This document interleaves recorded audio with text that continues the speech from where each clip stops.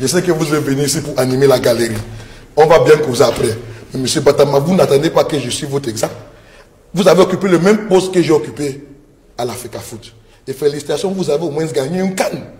Dans votre palmarès, vous allez dire que vous avez gagné une canne. Mais vous avez aussi dit que laissez-nous, c'est notre tour de manger. Oui. Je peux t'expliquer pourquoi. Non, laisse. J'avais 800 000. Voilà. Je les avais avant. Voilà. Arrêtez d'être démagogue. Voilà. Pourquoi tu es là-bas? Le même 800 000 que j'ai laissé aujourd'hui. Je suis modèle pour les Camerounais. Je suis modèle pour les Camerounais. Le même 800 000 que j'ai laissé. Où est la preuve? Le même 800 000 que j'ai laissé. 800 000 c'est quoi? Arrête de faire. 800 000 c'est quoi? Tu as laissé où? 800 000 c'est quoi? Tu défends les messages qu'on t'envoie là-bas. Personne m'envoie 800 000 c'est quoi? Mon téléphone même m'a bloqué. Pour 800 000 je vais vendre mon honneur. Qui? Pour 800 000 je vais vendre mon honneur. Tu as quel honneur? Quand tu trahis les gens, tu as quel honneur? Quand tu balances. Je t'ai laissé parler. Ne crois pas que je vous manque de respect. Je t'ai laissé parler. Je t'ai laissé parler. Tu n'as pas honte que tu balances des messages à Je t'ai laissé parler. Tu respectes qui? Je t'ai laissé parler. Mais attends. Ah, donc vous calomniez les gens. Donc vous quand on est dans une organisation, on a peur. Laissez-moi parler. Pourquoi il m'étouffe? Quand on est dans une organisation, on a peur. Laissez-moi dire la vérité. Pourquoi il m'étouffe? D'accord? Quand tu es en... Ne me parle pas comme ça. Ne me parle pas comme ça, monsieur. Non, non, s'il vous plaît, s'il vous plaît. S'il vous plaît. Honneur de quoi? Tu ne me parles pas comme ça. Tu es manipulé par les pauvres gens. On va prendre une transition à la régie. On va prendre une pause à la régie. Le temps que les esprits se calment. Une transition.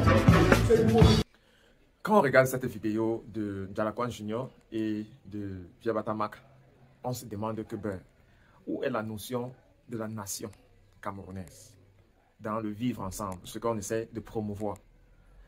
D'abord, le jeune Jalakwan Junior est un prototype de ce qu'on peut voir de la jeunesse camerounaise, surtout cette jeunesse-là qui a eu la chance d'avoir accès à l'argent. C'est-à-dire une jeunesse sûre d'elle, un peu arrogant selon l'adversaire, et puis bavard, et puis à la limite, on va dire pratiquement, malgré le vestimentaire correct, d'ailleurs, la circonstance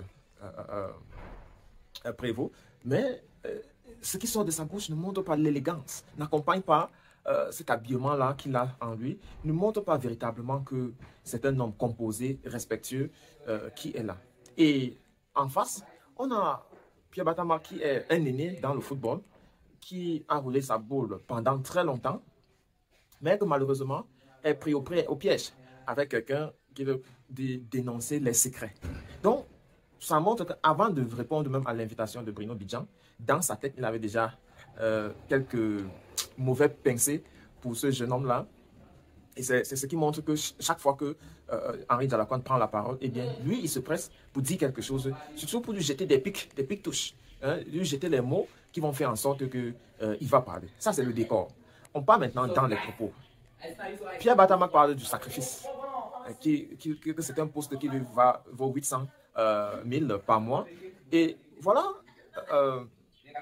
Jalakwan qui dit simplement que mais j'ai abandonné ces 800 000 là.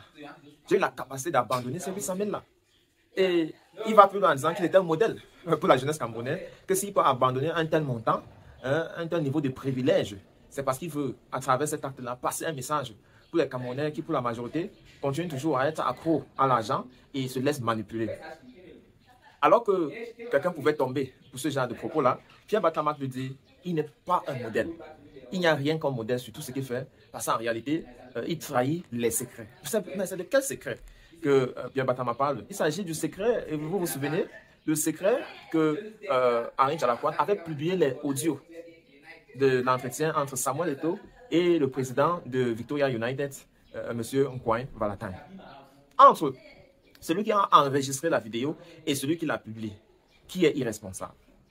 Celui qui l'a enregistré n'enregistre pas pour rien. C'est parce qu'il a mis un certain nombre de moyens dans le football à partir de l'impulsion du président Samuel Eto'o, et a besoin d'un matériel, il a besoin de quelque chose avec lequel il peut manœuvrer cet argent-là qu'il a investi. C'est beaucoup d'argent. Vous comprenez un peu? Et voilà, entre les deux maintenant, que ce soit Valentin Nkouaï ou alors Jalakwan Junior, il se fait que il est compliqué d'expliquer, de comprendre comment Jalakwan Junior a fait pour avoir l'audio. Mais il se dit que les habits qui ont été achetés à la course avait déjà cette vidéo-là. Et lorsqu'il menaçait d'avoir l'heure du promu, il disait que si cet argent n'était pas versé, parce qu'on a promis à chaque arbitre 1 million, eh bien, il devait mettre cet audio-là. Donc, Pierre Batama, on peut dire, s'attaque injustement à Henri Djalaquan, parce que Henri Djalaquan s'est tout simplement servi de quelque chose qui était déjà à la disponibilité d'un certain nombre de personnes qui avaient leur grève. Vous comprenez un peu, il a tout simplement bénéficié du fait que, bon, Samuel Eto'o l'avait comme ça là, négligé, hein, et par la suite, il a voulu prouver à Samuel Eto'o que non, il faut quelque chose. On va sortir en disant, les propos de Djalaquan envers son papa ne sont pas polis du tout. Aller jusqu'à lui menacer, tu parles ça à qui, il fait un certain nombre de menaces. Donc, on commence à se questionner véritablement sur sa notion du respect, sa notion de communication. Parce qu'on n'est pas obligé d'arriver à ce point de vue-là, sauf si c'était un spectacle, sauf si on les a préparés derrière la scène pour dire que non, si vous arrivez sur le plateau, comportez-vous de telle façon, bien de telle façon. Ils ont d'abord pris près de 45 minutes où chacun prenait la parole et donnait son grand aperçu, sa présentation et un nombre de choses avant qu'ils sont passés à l'affrontation, comme vous pouvez voir là. Donc on peut dire que, vu que le présentateur lui-même a préparé cette émission minutieusement, il était clair pour les analystes de communication que ce genre de conflit ouvert là ne pouvait pas manquer. Mais bon, ça expose également celui qui veut plutôt que la société voit en lui un modèle. Ce style de modèle-là ne pouvait pas forcément se passer par les éclats de voix. Et il ne faudrait pas oublier que c'est en ce moment, il y a une crise de leadership au sein du football camerounais et chaque acteur veut tirer le drap de son côté.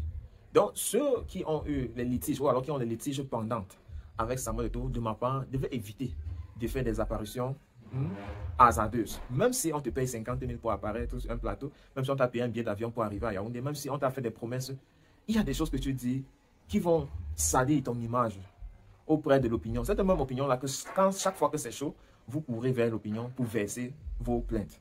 Alors, sorti de cette petite extrait qui est partagé longuement dans tous les réseaux sociaux, il en découle que M. Djalaquan est irrespectueux envers ses aînés. Ça veut dire que c'est bien Pierre Batama qui remporte ce duel-là, même si c'est Djalaquan qui bavarde le plus. Donc, il faut toujours voir le piège dans lequel l'adversaire essaie de te plonger et éviter de jouer son jeu. Parce que Pierre Batama, c'est bien le passé, bon, bien qu'il est toujours actif, mais s'il faut voir quand il était beaucoup plus vif, c'était au passé.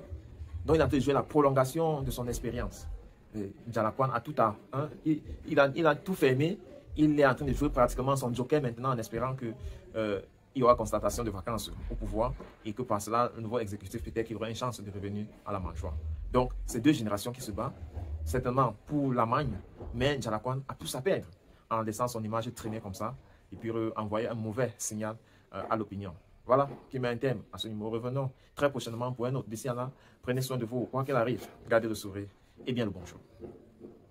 Félicitations, si tu es encore là, tu fais partie des 0,1% des gens qui finissent tout ce qu'ils ont commencé.